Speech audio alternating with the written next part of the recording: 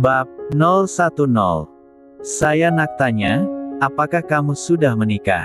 Tanya Arifin. Alex dan Celin kaget mendengarnya. Kenapa Bapak bertanya begitu? Tanya Dava. Jika kamu udah menikah, pasti saya tersanjung dapat datang ke rumah kamu dan jumpa dengan istrimu, kata Arifin. Dava bingung harus menjawab apa. Jika dia katakan sekarang tentu Alex dan Celin akan tahu kalau dia sudah menikah. Bisa kita bicara berdua saja Pak, kata Dava. Sure, Arifin mengkode sekretarisnya agar keluar dari ruangan itu. Begitu juga dengan Alex dan Celin yang langsung keluar tanpa disuruh. Setelah semua keluar, saya sudah menikah Pak tapi masih dirahasiakan, kata Dava jujur. Kenapa? Tanya Arifin heran. Saingan bisnis saya banyak sekali Pak, beberapa di antaranya sudah hancur karena nekat bermain curang dengan saya.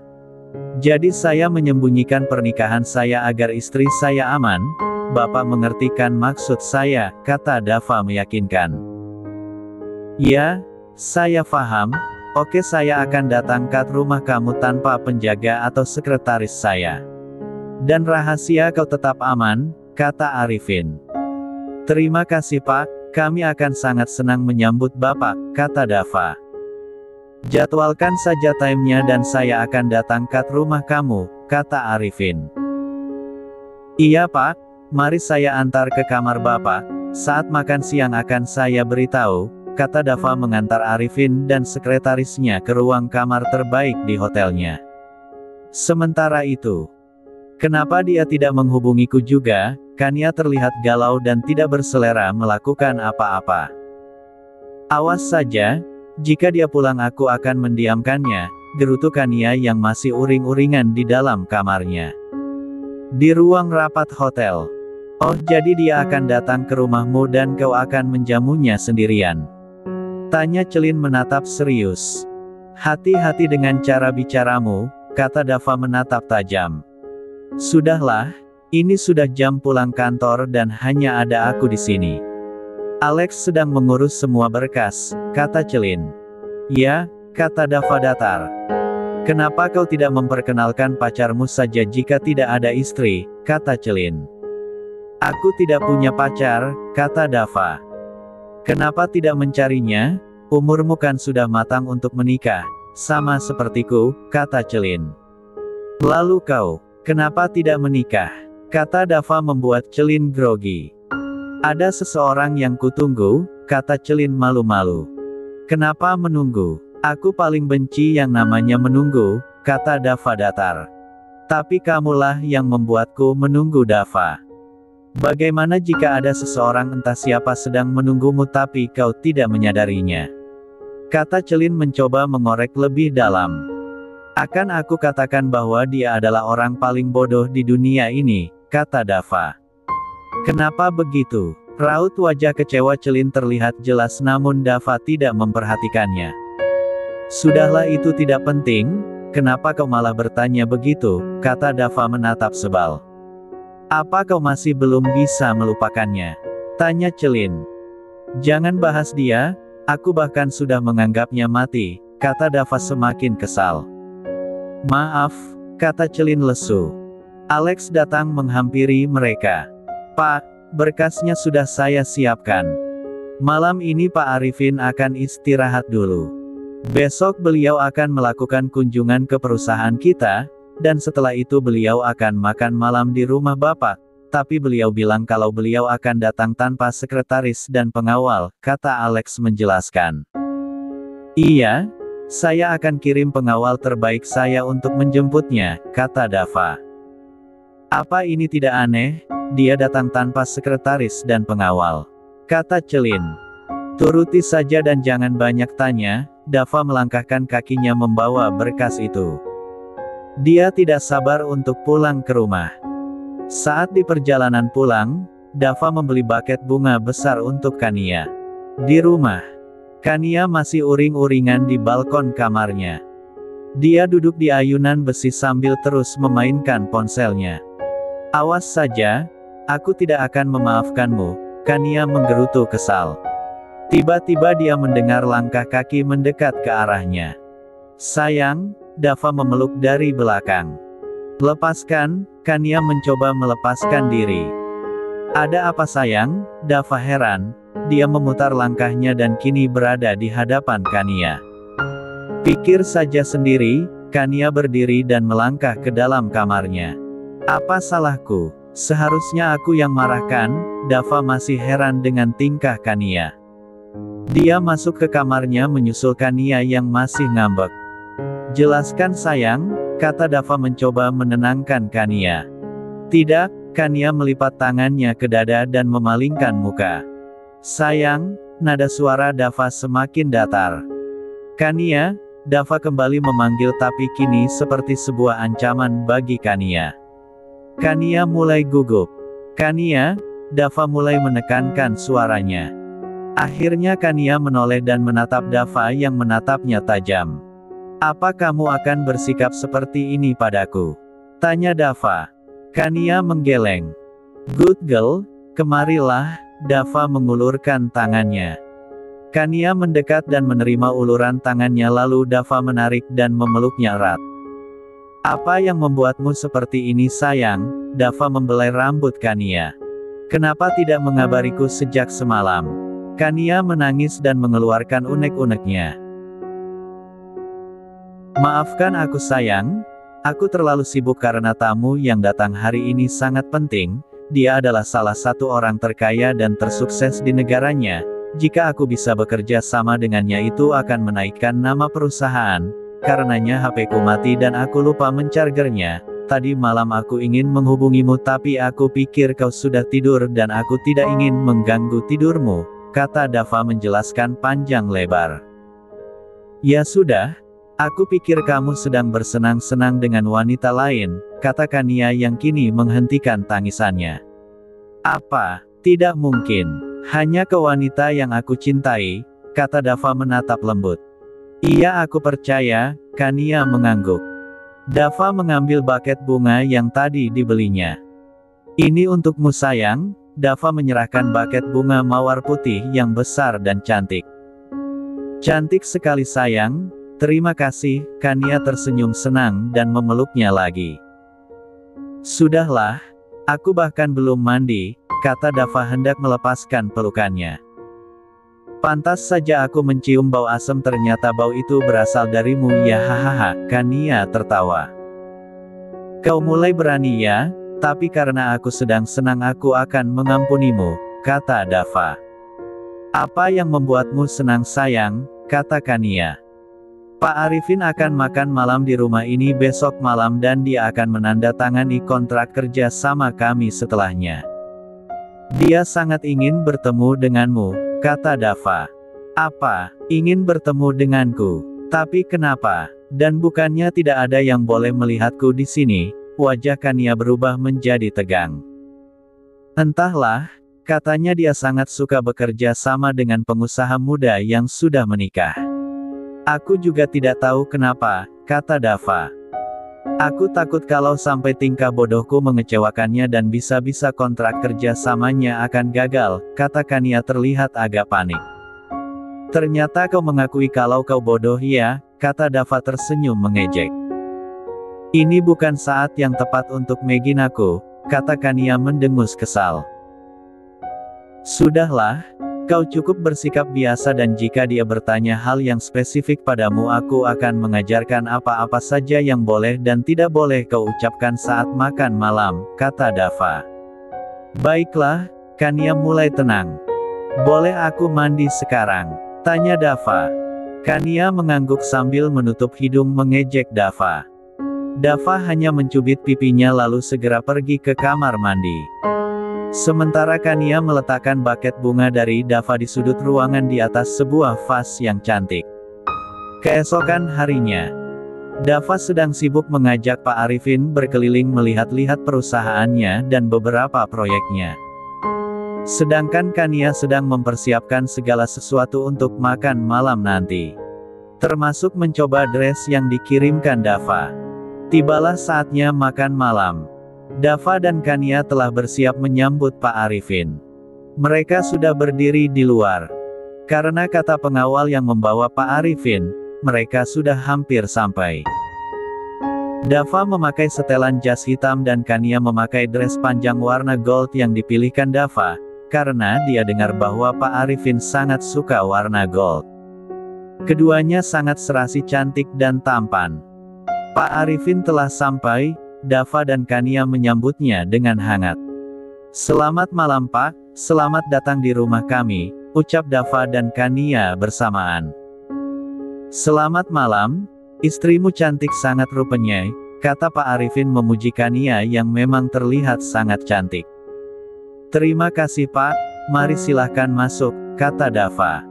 Pak Arifin masuk ke dalam rumah megah itu. Mereka langsung duduk di ruang makan khusus tamu. Hidangan telah tersaji, mereka langsung menikmati hidangan itu. "Sejak bila kamu kenal istrimu nih?" tanya Pak Arifin. "Tidak lama Pak, tapi kami langsung jatuh cinta sejak beberapa kali bertemu. Kami baru menikah beberapa bulan lalu," kata Dava. "Wah, masih pengantin baru rupanya," kata Pak Arifin tersenyum. Dava dan Kania tersenyum saling memandang. "Kami memang pengantin baru, tapi aku belum mendapat hak sebagai suami." Setelah makan malam, mereka duduk di ruang tamu. "Kania, kenapa kamu jatuh cinta?" kata Dava. "Sebab dia kacak, tampan, kata Pak Arifin yang membuat Kania sedikit gugup. "Karena dia baik dan sangat mencintai saya Pak, dia akan lakukan apapun agar saya merasa nyaman. Dia selalu jujur tentang semua hal dan benar karena dia juga tampan." Kania menoleh ke arah Dava, dari sorot matanya terlihat kejujuran. Dava menggenggam tangannya mesra. "The best couple," sahut Pak Arifin. Dava dan Kania tersenyum dan terus saling memandang. "Oke, keluarkan berkas yang nak saya tanda tangankan," kata Pak Arifin. "Maksud Bapak, Bapak setuju bekerja sama dengan kami?" tanya Dava tidak percaya, karena setahu dia Pak Arifin akan memikirkannya dulu. Bisa sampai sebulan, setahun atau bahkan ditolak secara tidak langsung. Dialah orang pertama yang mendapatkan tanda tangan dari Pak Arifin secara langsung. "Iye, saya suka tengok istri kamu yang jujur nih, apa yang dia cakap semua betul sebab saya dapat tengok kat mata dia saat tengok kamu. Mirip macam istri saya waktu tengok saya," kata Pak Arifin. "Terima kasih Pak," Dava menyalami tangan Pak Arifin, begitu juga dengan Kania. Pak Arifin langsung menandatangani kontrak kerja samanya dengan Dava. "Apa yang terjadi dengan mereka Pak?" Dava menanyakan perihal beberapa perusahaan yang sama besar sepertinya tidak bisa mendapatkan kepercayaan dari Pak Arifin. "Waktu saya buat kunjungan kat rumah mereka, saya tatap mata istri mereka semua cakap tipu perihal suami mereka. Saya tak suka orang macam tuh," kata Pak Arifin. "Terima kasih sudah percaya pada kami Pak," kata Dava lagi.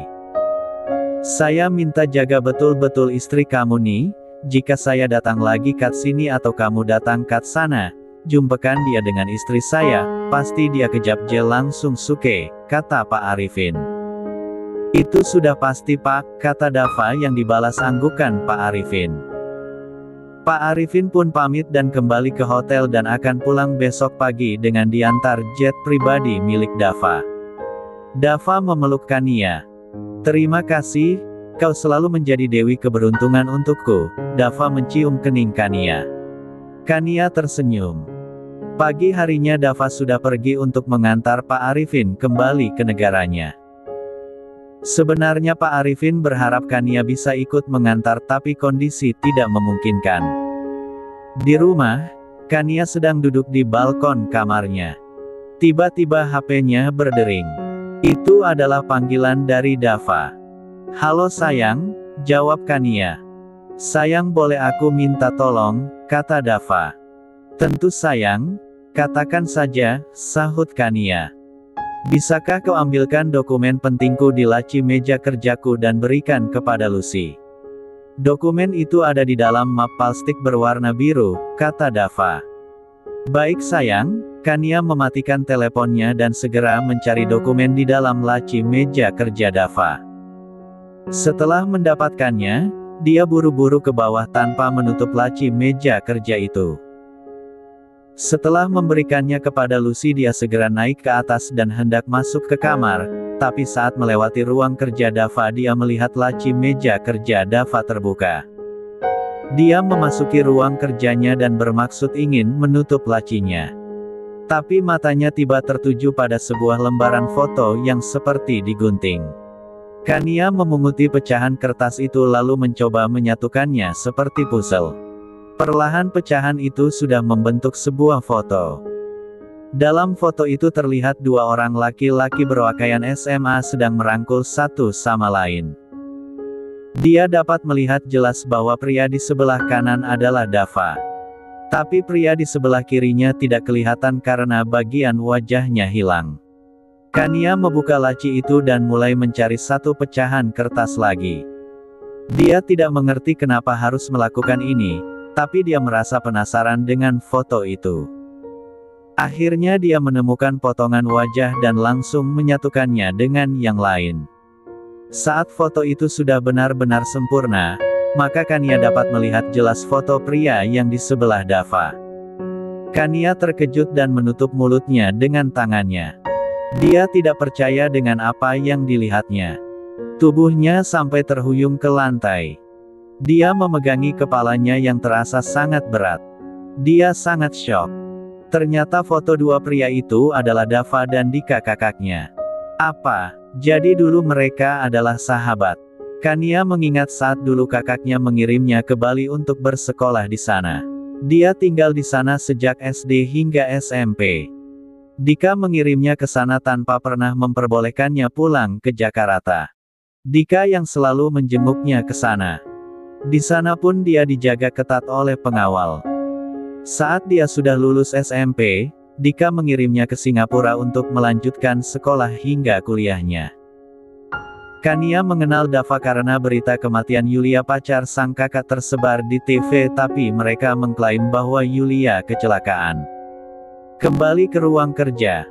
Kania menggeledah seluruh isi ruangan itu hingga berjam-jam. Namun dia tidak mendapatkan apapun. Sedang apa kamu? Suara Dava mengagetkan Kania yang sedang merapikan kembali apa yang dibongkarnya tadi.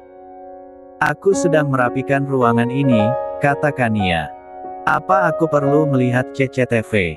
Dava tidak percaya. Tidak, maksudku tidak perlu. Kania semakin gugup. Katakan apa yang kau cari di sini. Dava menatap tajam. Berjanjilah jangan marah, kata Kania. Katakan. Dava menatap semakin tajam. Aku menemukan ini. Kania menunjuk sebuah foto hasil penyatuan tadi yang terletak di atas meja. Dava melihat foto itu dan terkejut. Berani sekali kau menggeledah isi ruangan ini. Dava melotot ke arah Kania. Maafkan aku tidak sengaja melihatnya, kata Kania menunduk. Untuk apa kau lakukan ini? Kau ingin mencari bukti bahwa kakakmu tidak bersalah. Dava sedikit curiga. Tidak sayang, aku tidak bermaksud begitu. Aku hanya penasaran dan ingin mencari foto yang lain, kata Kania. Apa Dika yang menyuruhmu? Tanya Dava lagi. Tidak sayang, aku bersumpah. Kania menatap serius. Dava mencengkram dagu Kania. Jika kau lakukan ini lagi, kau akan tahu akibatnya. Aku memang sangat mencintaimu. Tapi jika kau mencoba mengkhianatiku, aku tidak akan memaafkanmu. Kania mengangguk dengan sorot mata yang takut. Keluar dari sini, kata Dava. Tapi ruangan ini masih berantakan, kata Kania. Dava menatapnya dan langsung membuatnya meninggalkan ruangan itu. Walaupun dia mencintaiku, tapi tetap saja sifat kejamnya masih ada. Tapi aku masih penasaran dengan foto itu. Kania terus berjalan menuju kamarnya. Dava membersihkan dirinya sedangkan Kania menunggu di sofa kamar mereka. Kania terlihat bersedih karena perlakuan Dava tadi. Tak berapa lama kemudian, Dava keluar dari ruang ganti dengan memakai pakaian rumahan. Ayo makan siang, ajak Dava tanpa memperdulikan kesedihan Kania. Kania langsung mengikuti langkahnya menuju ke ruang makan. Kenapa kau tidak bertanya aku tidak kembali ke kantor? Tanya Dava di sela-sela kunyahannya. Aku yakin alasanmu sangat penting hingga tidak kembali ke sana sayang, kata Kania pelan. Dirinya berusaha agar setiap butir kata yang diucapkannya tidak menjadi bumerang untuknya. Bisa-bisa Dava akan marah lagi jika dia salah ucap. Iya, tentu saja. Alasanku adalah karena aku ingin menangkap basah dirimu saat menggeledah ruang kerjaku seperti perampok. Kata Dava menatap tajam. Maafkan aku. Kania kembali menunduk sambil menyeka sudut matanya yang basah. Dia berusaha untuk tidak memperlihatkan air matanya agar Dava tidak semakin marah.